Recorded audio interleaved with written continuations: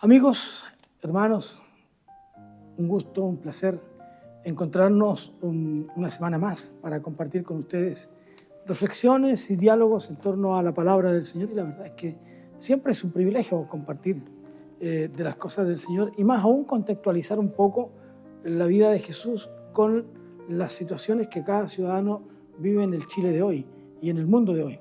Así que una vez más estamos con el pastor Daniel ya un poco más fortalecidos. Pastor Daniel viene llegando de un viaje al sur para trabajar con matrimonios en Chillán. Yo un poco complicado de salud esta semana con el tema del resfrío y eso, pero nada que no se pueda curar. Así que bienvenido, Daniel, me alegro verte. Muchas y gracias. Que hayas tenido un buen fin de semana por allá por el sur. Gracias, todo bien, caluroso como Chillán. Es que Chillán es uno o el otro. pero muy agradable estar con los matrimonios. Qué bueno. De dos iglesias. Qué bueno. Damos gracias al Señor. Y si alguien de Chillán nos está viendo, un saludo también para ellos. Nos alegramos de que si pueden integrarse a esto, también va a ser una bendición. Vamos a hablar hoy día, Pastor Daniel, de lo que nosotros vemos en nuestra sociedad. El trabajo siempre ha sido parte de la creación. La gente dice que el castigo del hombre o el trabajo es el resultado del castigo del pecado, digamos. Cuando pareciera ser que cuando uno lee los textos de Génesis, en los primeros versículos, no es tan así. Porque cuando Dios crea al hombre, le entrega una tarea. Y una tarea que implica responsabilidad, que implica compromiso, que implica dedicación, que implica presentación de resultados, diría yo, ¿no es cierto? Es decir, es todo lo que podríamos ver en el mundo de hoy día, ¿o no? Claro, sí, podemos de hecho leer en Génesis que dice, estamos hablando del capítulo 1, ¿sí? Sí, claro. ¿Y qué es importante del capítulo 1? Que en realidad es antes del pecado. Absolutamente. Y antes de la maldición por el pecado. Así es. Y por lo tanto, yo he escuchado mucho esto del trabajo, es la maldición el que castigo. Dios nos dio. Y en realidad el pecado es después, ¿cierto? De que Dios le entrega al hombre, ¿cierto? El trabajo, ¿sí? En Génesis 1:28 dice, y los bendijo Dios, ¿cierto? Al hombre y la mujer, y les dijo, fructificad y multiplicaos, llenad la tierra y sojuzgadla. Sojuzgarla, ese es el trabajo. Y señoread en los peces del mar, en las aves del cielo y en todas las bestias que se mueven sobre la tierra. Entonces ya hay ese es el primer trabajo que le da. Ya, hay una responsabilidad, una responsabilidad además ineludible. Es decir, el hombre tiene que realizar la tarea que Dios le está encomendando, y esto, como bien tú dices, en un tiempo de inocencia. Así es, ¿no? sí. En un tiempo en que no hay maldad, en un tiempo en que no hay pecado. Por lo tanto, el trabajo no es una consecuencia de... No, el trabajo, claro, Dios nos da bendiciones desde un comienzo. Y parte de la bendición... el hombre, nosotros sabemos que no es co-creador, no es creador con Dios, pero es un partícipe. Es colaborador. Es un colaborador con la creación. Entonces, como es colaborador con Dios, esto pasa a ser una bendición. Todo lo que Dios hizo fue para bendición nuestra. Sin duda. Ahora, cuando nosotros vamos viendo a través de la historia del hombre, ahora, la consecuencia del pecado del hombre es que su trabajo iba a ser mucho más esforzado, mucho más, con mucho sacrificio, digamos, ¿no? Que es distinto a que sea el castigo. Lo que causa el pecado, y el Señor dice, la tierra te producirá cardos, por ejemplo. O sea, la tierra que sufre a causa del pecado, ¿no es cierto? Que sufre consecuencias también por el pecado del hombre. Cómo el pecado del hombre afecta a toda la creación. De hecho, la Biblia dice que el texto bíblico que la tierra, clama con gemido indecible por ser liberada, ¿no? de esta consecuencia de la cual ella no tenía culpa. Ahora, eso hace que al hombre le signifique más costos obtener resultados de su trabajo, diríamos, ¿no es cierto? Más costos, pero no que ese sea el castigo, sino que el castigo es cuánto más te va a costar. Por eso que añade después, con el sudor de tu frente. Sí, pues el hombre siempre ha tratado de como hacer las cosas más fáciles y a su pinta, ¿cierto? Él trata de hacerse cierto, ¿cómo se diría? Como caminos más cortos, ¿cierto? Sí, Ciertos de atajos. buscarle la vuelta. Claro. Y no hacer lo que Dios le manda. Exacto. Y esos caminos más cortos habitualmente le producen más dificultades al hombre. Sí, ahora, si tú miras el capítulo 3, si uno pudiera mirar el capítulo 3 de Génesis, como bien tú decías, estamos hablando de los primeros textos de la Biblia, ni siquiera hemos avanzado muchísimo, pero cuando uno mira el capítulo 3, los versículos 17 al 19 dice, y al hombre dijo, es decir, aquí está hablando Dios con el hombre a causa de su desobediencia, ¿no es cierto? Y al hombre dijo, por cuanto obedeciste a la voz de tu mujer y comiste del árbol que te mandé, diciendo, no comerás de él, maldita será la tierra por tu causa. Te fijas, aquí está la consecuencia de alguien que no es culpable, pero que el pecado del hombre lo alcanza. Maldita entonces, dice la tierra, ¿no? Y dice después, con dolor comerás de ella todos los días de tu vida. Espinos y cardos te producirá y comerás plantas del campo. Con el sudor de tu rostro comerás el pan hasta que vuelvas a la tierra, ¿sí? Hasta que te mueras. Y eso es, eso es porque eso es lo que ocurre hoy día. El ser humano, por mucho que nos esforcemos en acumular riquezas, ¿quién deja de trabajar en realidad?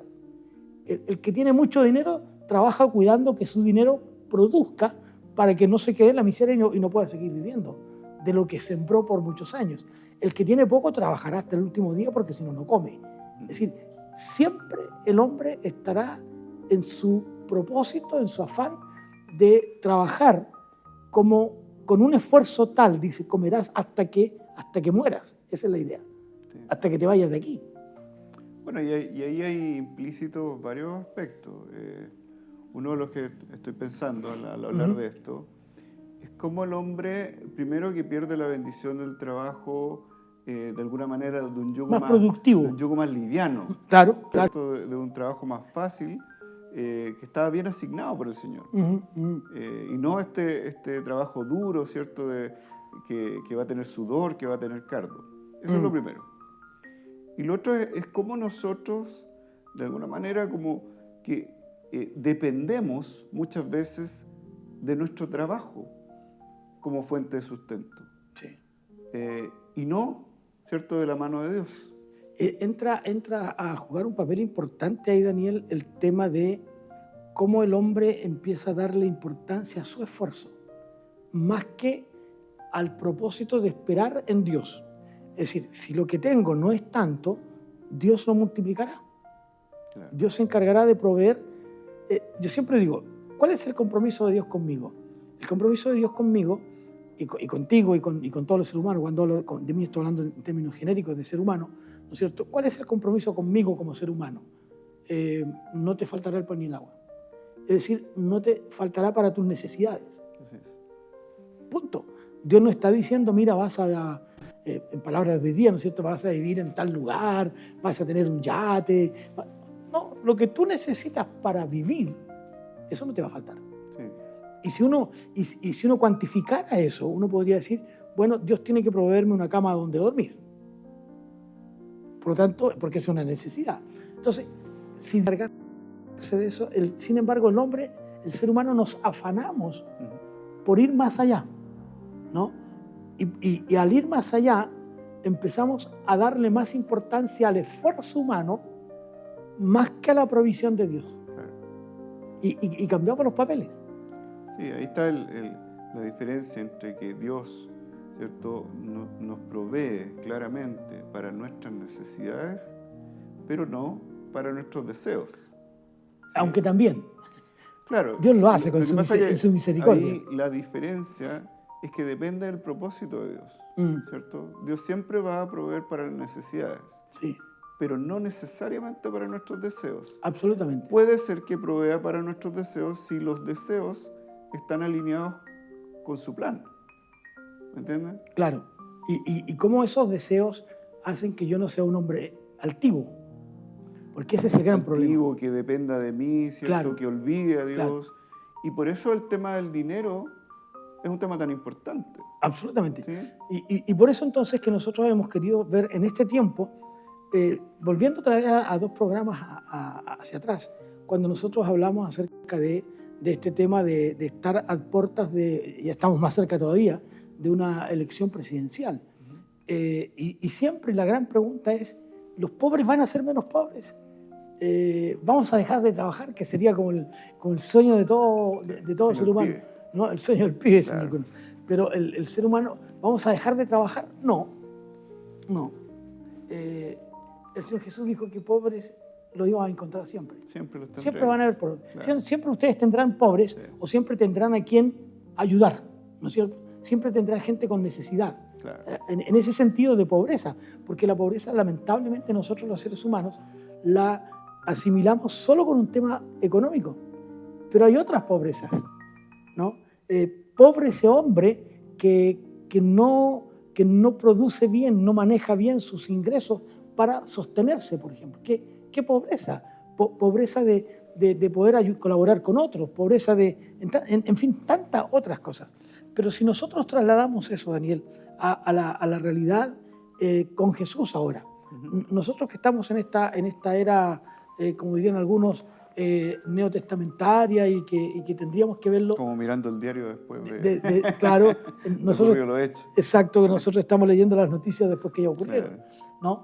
Pero Jesús también tuvo un tiempo que podríamos llamar, que lo desprendemos un poco, no nos dice el texto bíblico exactamente si se dedicó a aquello, pero sí tuvo un trabajo. Su papá era carpintero, que cuidado, no era este trabajo menospreciado de hoy día.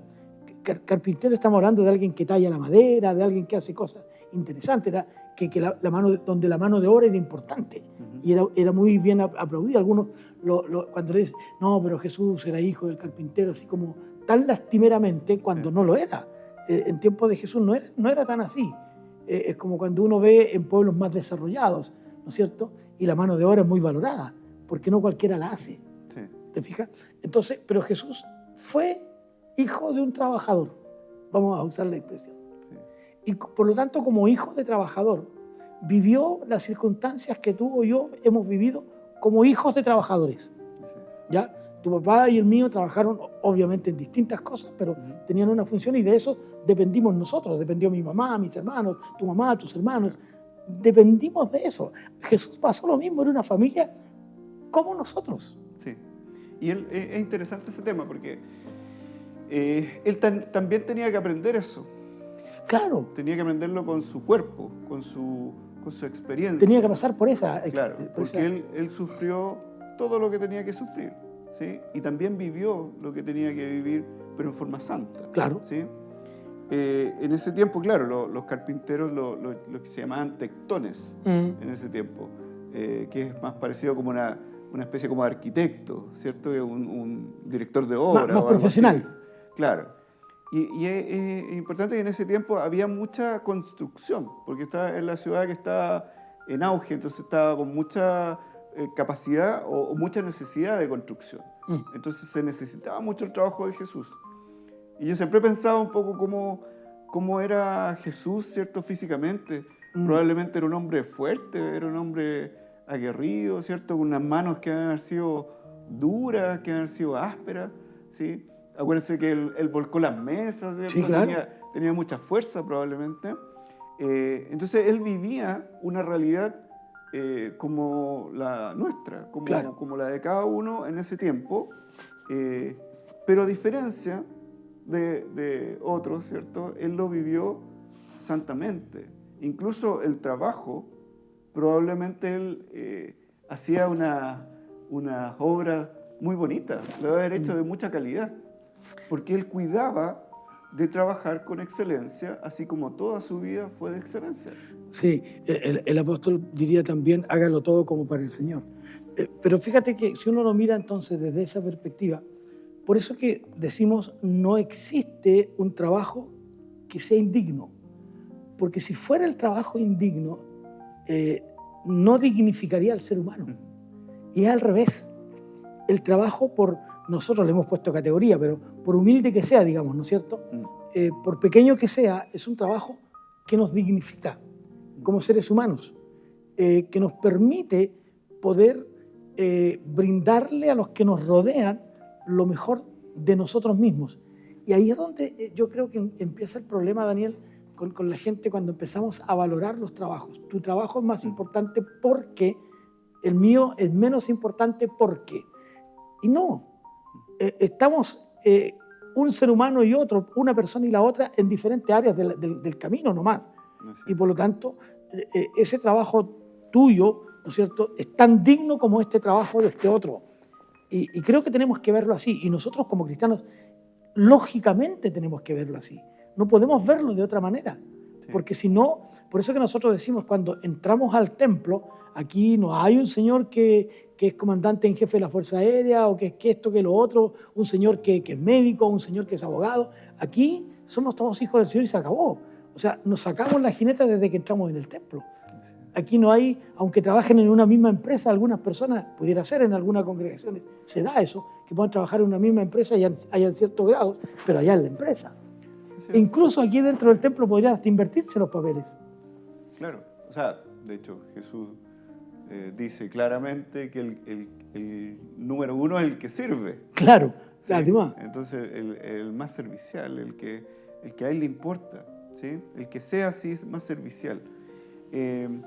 Ahora, en cuanto a eso, yo creo que es importante lo que había dicho antes en Colosenses, ¿cierto? 3:23 dice, y todo lo que hagáis, hacedlo de corazón, como para el Señor. Claro. Y eso también lo dice en Efesios 6, como para el Señor. Nosotros, en nuestro trabajo, tenemos que trabajar como que el Señor fuera el jefe, ¿sí?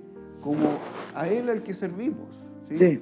Y todo lo que tenemos que hacer es para la gloria de Él. Por lo tanto, hermanos, hay que pensar que en realidad nosotros siempre estamos frente a la presencia de Dios. Sí. Y por lo tanto, siempre tenemos que estar conscientes de que el Señor es el que está evaluando de alguna manera nuestras acciones. Y nosotros tenemos que dar cuenta a Él. Y por otro lado, el trabajo resulta en una labor testimonial. ¿Sí? Muchas veces a las personas no podemos hablarle de Cristo en el trabajo, ¿cierto? Por alguna prohibición o porque a lo mejor no se puede. Porque el trabajo, la función no lo permite. Claro, pero con nuestro testimonio ya estamos hablando de Cristo, ¿sí? Y en algún momento, y algunos hermanos me han contado, algún momento las personas preguntan, ¿y por qué eres así? ¿Por qué eres diferente? Y ahí es donde se dan las oportunidades para hablar del Señor. Cuando Jesús comienza a formar su equipo de trabajo, porque eso es, un equipo de trabajo, llama a hombres, fíjate que va sacando hombres que están cumpliendo tareas, no va buscando ociosos, no va por el camino buscando a los que no tienen nada que hacer, sino que va buscando a aquellos que están trabajando. Y cada uno en su trabajo, algunos vistos con la óptica humana, más despreciable, como el cobrador de impuestos del tiempo, un trabajo despreciable, pero era su trabajo, ¿no? Pero llama también a pescadores, empresarios. A empresarios, pescadores que tenían sus propias barcas. Claro. Entonces, va llamando hombres que están ocupados, que están trabajando para ocuparlos en este nuevo trabajo, en un trabajo distinto. Cuando él llama a los pescadores, le dice, ustedes ya van a dejar de ser pescadores de peces, ¿no? El trabajo de ustedes hasta hoy es pescadores de peces, pero hoy día en adelante es ser pescadores de hombres. Entonces, cuando nosotros llegamos a la iglesia, no es para sentarnos y que nos den entonces un espectáculo religioso, sino cómo nosotros contribuimos a ese glorificar el nombre de Dios en la colectividad, como yo predicaba hace algunos domingos en la iglesia, ¿no? En esta adoración colectiva, cómo somos capaces de adorar juntos. Y creo que eso es importante. Cuando nosotros llegamos a la iglesia, no es para descansar. Ahora sí, ahora yo vengo aquí, ¿no es cierto? Y espero que los demás me entreguen el culto para que yo pueda también deleitarme en eso. Sino que aquí todos lo hacemos. Pero si uno analiza Marcos y Mateo, tanto en el capítulo 1 de Marcos como en el 9 de Mateo, nos van a hablar de estos hombres a los que Jesús va escogiendo de acuerdo en la tarea en la que ellos estaban. Y ellos dejan lo que estaban haciendo, ¿no? Ahí hay un trabajo donde uno deja, que podría ser lo que nosotros un poco estamos haciendo, ¿no? Hemos dejado nuestro quehacer para dedicarnos a. Sí. Hemos cambiado el rubro. Qué interesante eso, pastor, porque en realidad, por ejemplo, en el caso de los pescadores, estoy haciendo cierta asociación, Jesús los llama, ¿cierto?, para una labor que era totalmente distinta a la que tenían en el día a día. Sí. ¿Sí? Como dice usted, en este tiempo sería, los llamo y vamos a trabajar para la iglesia, ¿cierto?, en distintas actividades, en distintos ministerios, ¿sí? Pero estoy recordando el episodio, ¿cierto?, en que ellos tenían hambre y no tenían comida, ¿cierto?, y trae, ¿cierto?, los panes y los peces y los multiplica. Él no le pidió a sus discípulos traigan pescado. Probablemente ellos podrían haberlo conseguido de alguna manera. Sí. ¿Sí? Pero él decide, en un acto milagroso, ¿cierto?, multiplicar los peces. ¿Sí? Él no nos necesita a nosotros. Nos bendice con el trabajo que nosotros podemos dar dentro de la comunidad cristiana. Está probado que si Dios quisiera bendecirnos de manera milagrosa, podría perfectamente hacerlo. Maná en el desierto. Sí. Dios pudo sustentar a una población aproximada, algunos hablan de 3 millones de personas, aproximadamente 3 millones y medio, otros. Hay diferentes cifras, pero no vamos. Eran un montón. Pero eran un montón, ¿no? Pero Jesús fue capaz de sustentar, fíjate, durante 40 años, porque 40 años estuvieron perdidos en el desierto. Jesús pudo sustentar durante 40 años de manera milagrosa. Por lo tanto, no me extrañaría que hoy día pudiera hacerlo. O que pudiera sustentar a uno que sea, que Mínimo. soy yo. Claro, claro. Y a veces nosotros tenemos dudas acerca de eso. Claro, entonces, ¿podría Dios sustentar toda una ciudad? Podría perfectamente hacerlo. El Dios en el que nosotros creemos es un Dios que tiene el poder para hacer eso. Sin embargo, cuando nosotros también encontramos en la Biblia, por ejemplo, en Mateo, en el capítulo 20, nos habla acerca de estos trabajadores de la viña, y aquí se suscita un problema que, si bien es cierto, el enfoque tiene que ver con cómo las cosas son en el reino de Dios, la diferencia de cómo las cosas son en el reino de Dios. Y se produce aquí un problema de desacuerdo, ¿no? Pareciera ser que hay una pequeña revolución, ¿no es cierto? ¿Por qué dice que un señor fue, vamos a decir, un señor fue y contrató a unos trabajadores por dar un horario a las 9 de la mañana y le dijo, mire, ¿saben qué? Tengo una viña, vayan a trabajar, les voy a pagar 50.000 pesos. Y, ok, se fueron a trabajar, pero encontró otro a las 12 y les dice, mire, vayan a trabajar y yo les voy a pagar 50.000 pesos. Y encuentra otro a las 2, 3 de la tarde y también 50.000 pesos.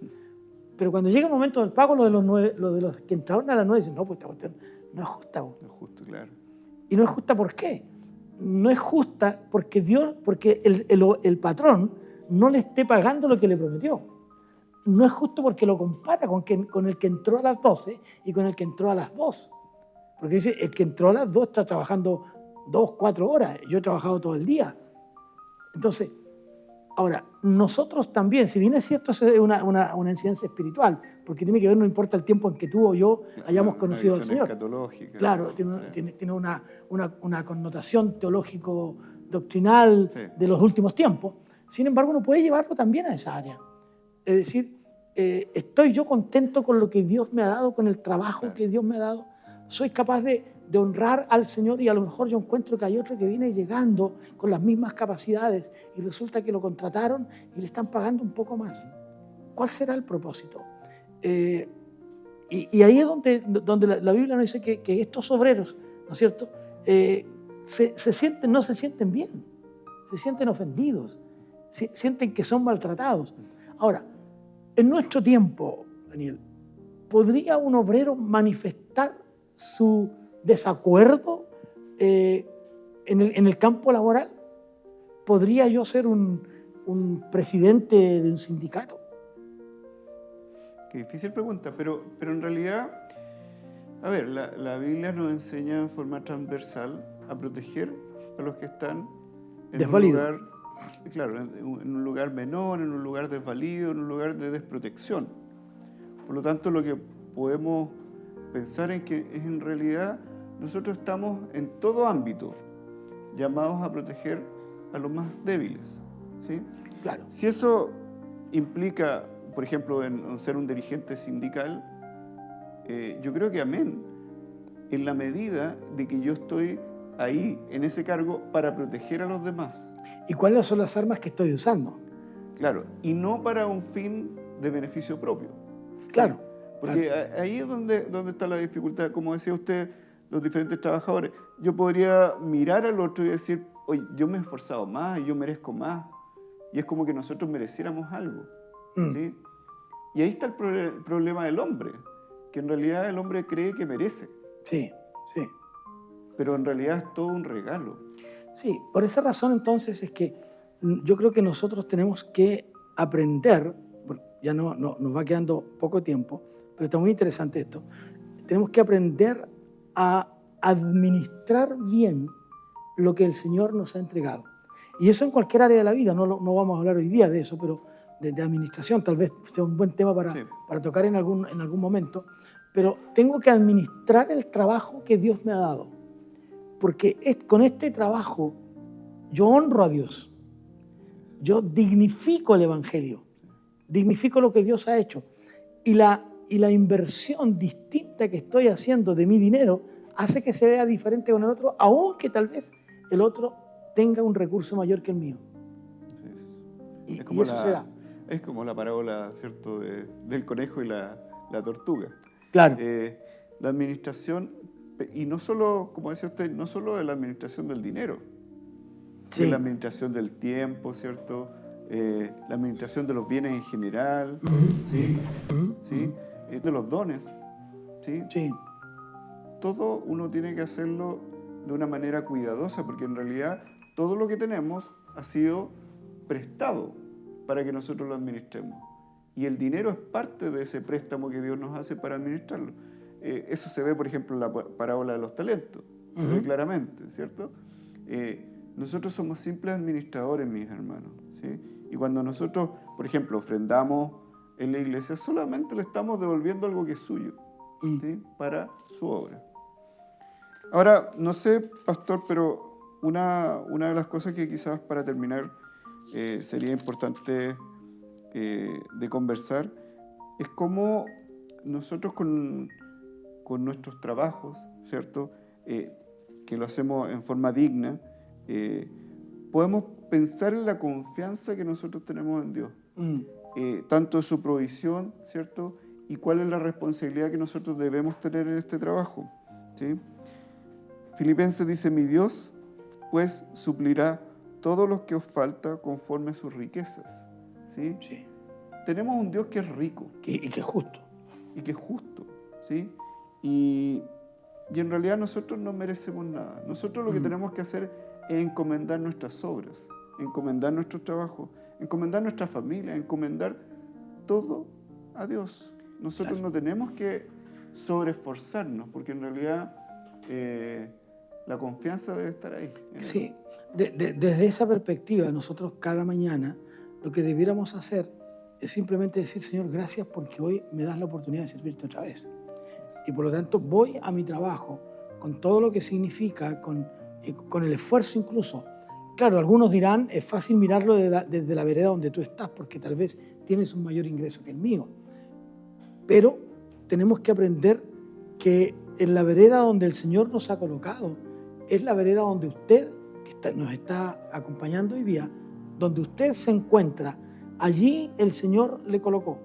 Y uno puede ver cómo Dios prospera a los hombres. Vemos un José que pasa por ser vendido por sus hermanos a ser el hombre más importante, ¿no? A ser más importante que el rey, que el faraón, que el más importante de todos.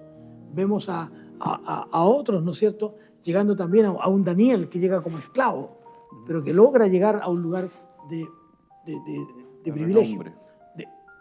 ¿Cómo usted enfrenta lo que el Señor ha puesto en sus manos? Yo creo que esa es la pregunta. Nehemías estaba sirviendo de copero al rey y Dios lo usa para reconstruir la ciudad. ¿Te fijas? Entonces, si nosotros miramos si usted es capaz, si yo soy capaz de honrar, de glorificar, de bendecir el nombre de Dios con el trabajo que tengo y me levanto cada mañana para servir al Señor, entonces Dios bendecirá, Dios retribuirá lo que tenga que venir más adelante. Dios multiplicará mi dinero, Dios lo bendecirá. ¿Cómo lo va a multiplicar? No sé, ese es el problema de Dios. Pero uno cuando lo mira y ve el sustento que tiene, tú te das cuenta y uno dice, ¿cómo es que alguien pudo llegar al final del mes, digamos? ¿No? Entonces Jesús siendo parte de eso, nos desafía también a nosotros a ser como Él, a ser responsables, a cumplir nuestra tarea para agradar al Padre también. Y Él nos dice, no os afanéis. Exacto, ¿sí? exacto. Porque el Padre tiene las cosas en su mano. Exacto. ¿sí? Busquen el reino de Dios y su justicia, y todas las demás cosas serán añadidas. Si con nuestros trabajos nosotros buscamos el reino de Dios, servir al Señor, honrar al Señor, bendecir al Señor y alcanzar a otros con el Evangelio a través de nuestro testimonio, de nuestras palabras, estaremos entonces alcanzando a ser de bendición para otros. Amigos, ya el tiempo se nos ha ido. Es interesante hablar de esto, tendríamos para mucho rato. No hablamos del descanso, por ejemplo. No hablamos del descanso, vamos a tener que tocarlo en algún momento, pero fíjate que nos quedó mucho material, pero simplemente decir que es un privilegio encontrarnos con ustedes cada semana y esperamos volver a verles la próxima semana para seguir dialogando en torno a temas relacionados con Jesús. Que el Señor les bendiga. Amén. Chao, chao.